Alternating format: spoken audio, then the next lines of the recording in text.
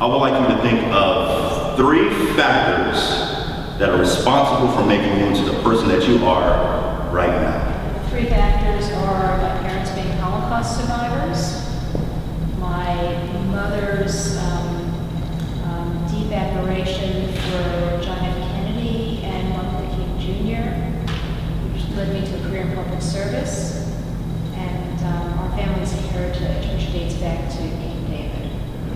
Travel has helped form my mindset, education that allowed to develop my mind, and having some mean parents who were disciplinarians, right? They gave me the yearning to try things that while I was around them I could not, so I experienced a lot of things out of sight. Right. They never knew about it. I like to think of identity as a relationship. And it is how we first see ourselves and then how we see the world around us. And we arrive at our identities in a number of interesting ways, and usually it tends to happen in phases or steps, right? The first one tends to be kind of what you're born into or what you grow up around, what you tend to inherit, what's passed down to you, be they customs or habits or practices, the families that you grew up with, and the traditions that they've carried. All of these things have a huge factor in shaping us into the people that we are, at least in our formative stages. The second phase tends to be where your worldview starts to open up and broaden a little bit, and you start questioning more and rejecting some of what came before. I'm not sure if, just by looking at some of you, I'm not sure if any of you guys ever had like a strong goth phase, or you discovered like punk rock and the Sex Pistols and it just completely changed your life. You start spiking your hair. These things are responsible for you kind of proclaiming that this is the person I am now, this is what I believe. And the third phase tends to be where you find a balance between stage 1, stage 2, just like you mentioned. That's not to say that your identity is going to be concrete and set in stone forever. Your identity will continue to change. These things tend to be in flux at all times, as they should be. I think that's healthy. No one in this room is the same person that you were 10 years ago. No one in this room will be the same person that you are 10 years from now. Some of you won't be the same people that you are 7 days from now. A couple of you probably won't be the same people that you are 2 hours from now. You know, that's kind of the way it works, and that's a good thing. Your set of circumstances that you face will change. Your responsibilities will change. Your struggles day in, day out will change. All of these things have an effect on shaping your identity. I want to talk a little bit about culture, the magical secret.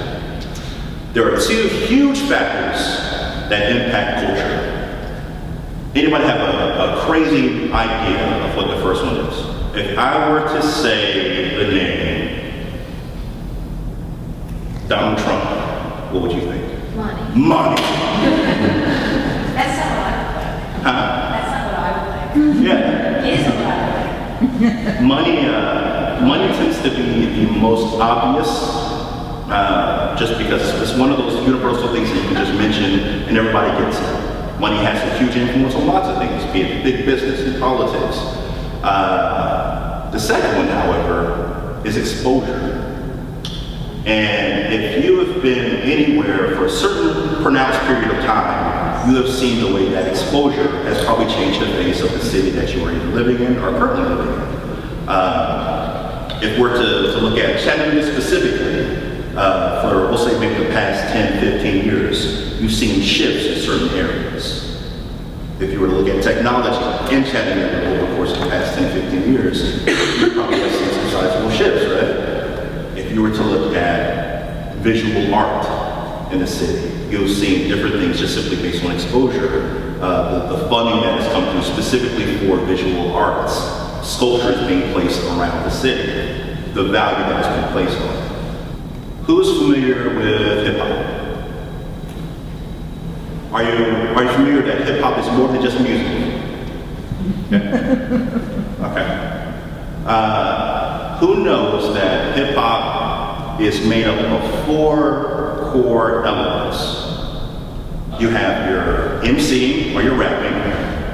You've got what is often referred to as kind of the heartbeat of the culture. You have your DJing or your turntablers, the one whose job is to start the party and keep it running. You have your b-boys, your break dancers, and last but not least, you have your taggers, graffiti writers.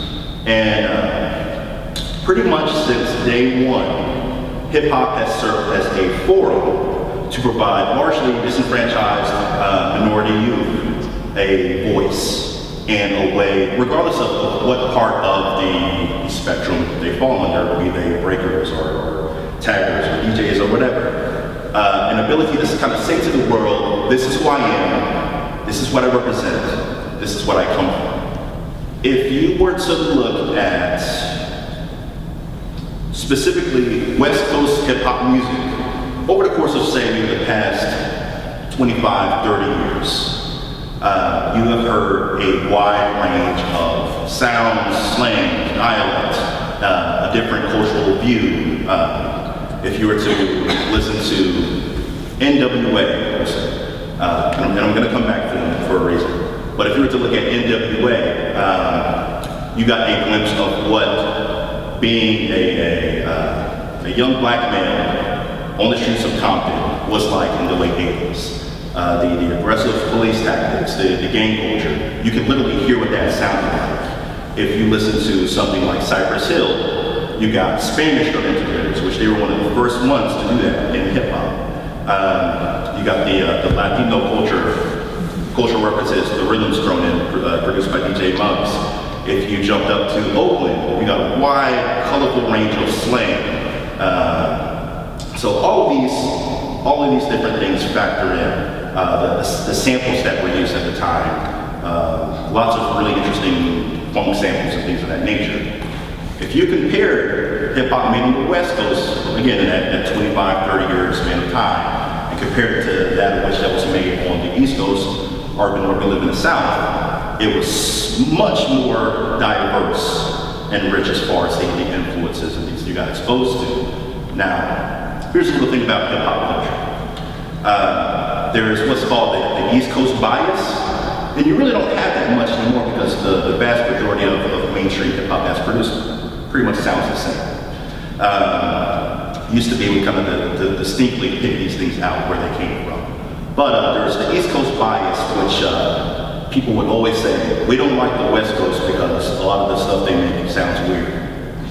And it did. And but if you were to look at artists from the West Coast, that was like one of their badges of honor. Like, yeah, it does sound weird. It's supposed to sound different. You know, we come from different places, we represent different communities. So, let's take a look at this piece, right? What do you see? Raiders. Yes. What else? Graffiti. Mm-hmm. The swords. Mm-hmm. There's tags on top of tags, and the art is kind of on top of that. There's different places where those two kind of get mixed. Mm-hmm. Well, two things immediately jumped at me. One, this is so hip. Yes, I'm going to come around to it. Two, this is so Los Angeles. Los Angeles. And even just by saying the words Los Angeles, you probably already have different ideas of the different people who live there, right? Different people, different groups. LA boasts everything from bikers to beat makers to actresses and actors, aspiring and established. There's a wide gamut of people. And if you were to look at it culturally, you have really strong communities. You have strong black community, white community, Latino community, Asian communities. And every place kind of has its natural points where there are certain pockets that are segregated. But, and LA is no different. However, you have these different cultures living amongst each other, but also really distinctly intersecting. And quick show of hands, football fans.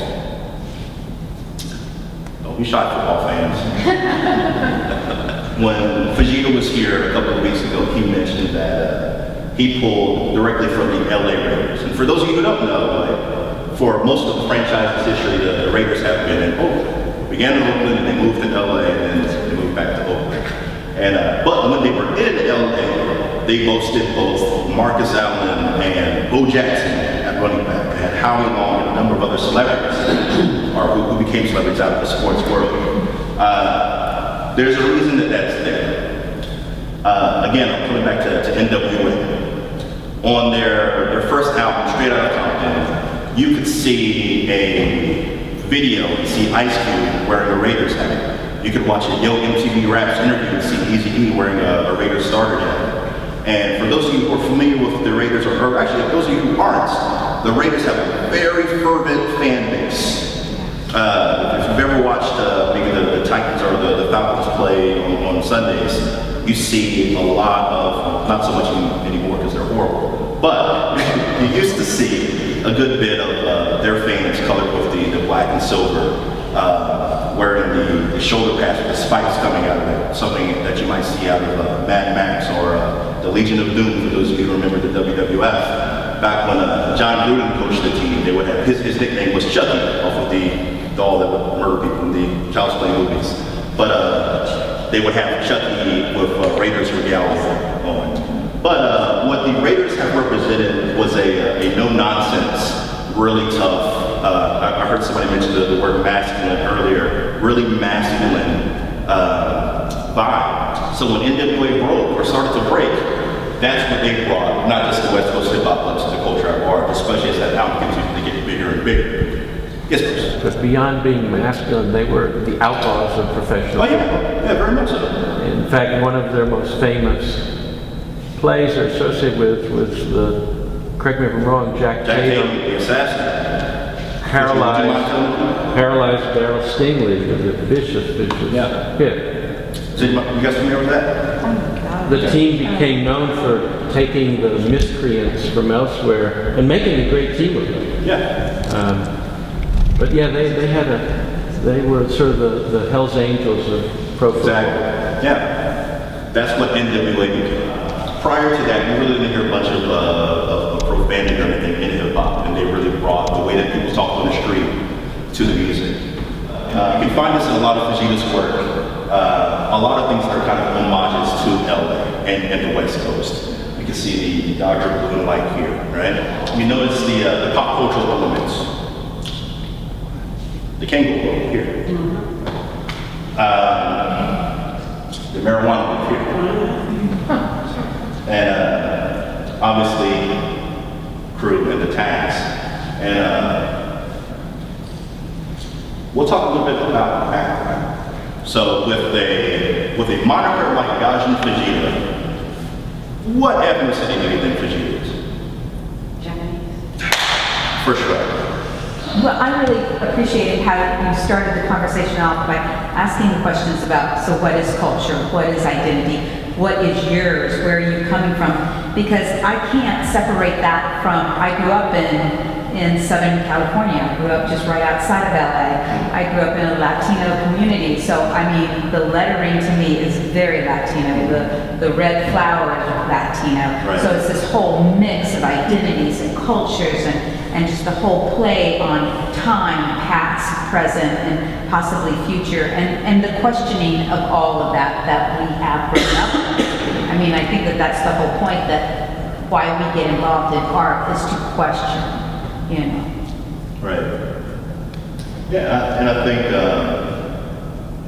kind of going back to what we just mentioned, I think when you find yourself in a place or of a family where you're confronted with, and I shouldn't say confronted because that feels too heavy, maybe a little bit negative, but when you're immersed in a place where you have all these different cultures, is how to respectfully mitigate and mind that territory. I think that one of the main themes that Fajita is after, and after frequently in his work, is just his ability to say to whoever the audience might be, or to the world, or just because he wants to say it, that this is who I am, this is where I come from, this is what I represent, and you can do with it what you will from there, but this is me.